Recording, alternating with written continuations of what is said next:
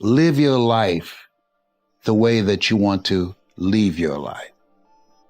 Ladies and gentlemen, as I speak to you right now, if you had 90 days to live, how many of you will make some radical changes in your life? And most people raise their hands. And then you take a poll, you know what the majority of them will say? I will quit my job. Mm-hmm. Why? Because that's not them. Yeah. They're not doing something that's them. You spend 40 to 60 hours a week doing something that's not you. Yeah. That's stressful. But if you're doing something that's you, that's your passion.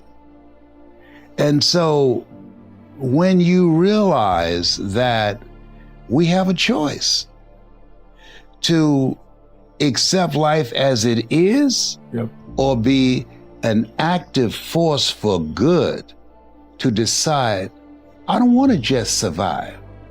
This is not me. What it takes to survive and what it takes to live, those are two totally different things.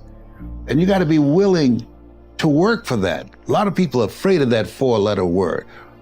Willingness, W, the willingness to do the things today others won't do in order to have the things tomorrow others won't have.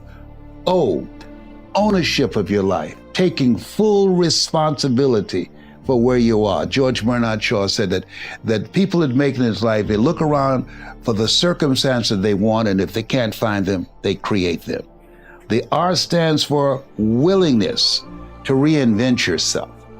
To that in order for a man to gain his life, he must lose his life. So you've got to be willing to die to who you are now, to give birth to who you are to become. And the K stands for kindred spirits. You've got to come out from among people who don't have goals, who don't have dreams. People rub off on you. You earn within $2,000 to $3,000 of your closest friends. Academy Award winner Sidney Poitier said, when you go for a walk with someone, something happens without being spoken. Either you adjust to their pace or they adjust to your pace. Whose pace have you adjusted to? And so if people are willing to do the work, whosoever will, let him come. A person convinced against their will is of the same opinion still. Now, a lot of them aren't as talented as you are. A lot of them aren't as talented. And when we're thinking about... I'm not going to say they're not talented. Okay. They didn't just exercise the gift. Exercise that gift. We're always blessed with talents. Every last one of you have a talent. But it's on you to develop and exercise and go get it. It's on you. That's not on mama, that's not on daddy, that's not on the friend, that's not on the homie. That's on you to go get it. So all of you got something inside of you that is just screaming to get out. And it's about time that you bring it out. That's it, that's it. So Coach, you know, there's a lot of human specimens out there that are athletes. I'm thinking about MJ, I'm thinking about Bo Jackson. We interviewed him last year at the awesome AT&T Stadium. Usain Bolt, human specimen, physical specimen. LeBron James, specimen. And you're a specimen.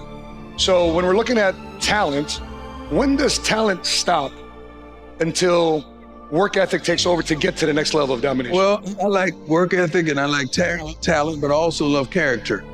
Character is going to keep you where you want to go longer than you really need to stay.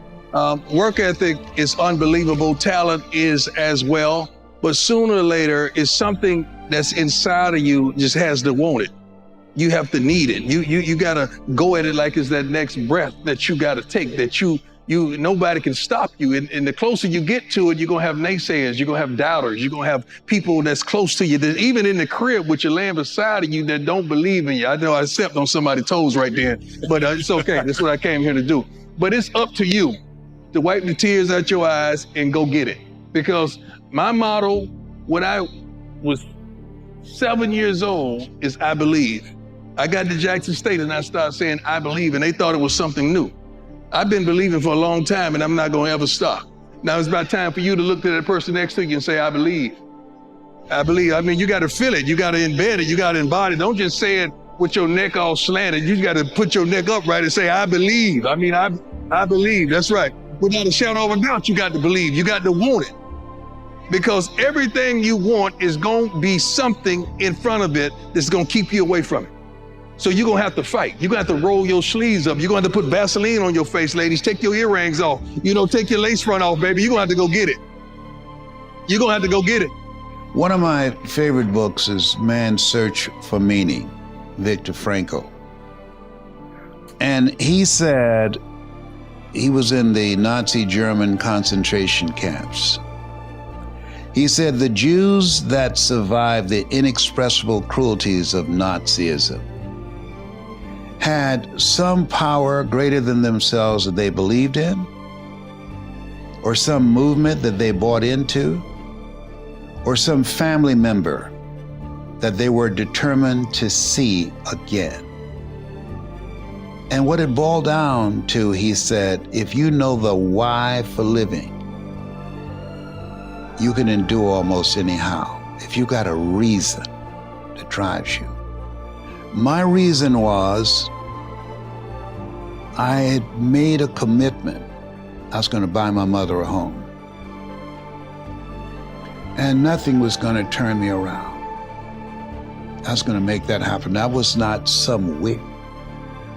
My brothers and sisters, they didn't share it. They thought I was crazy. But that became my reason for being.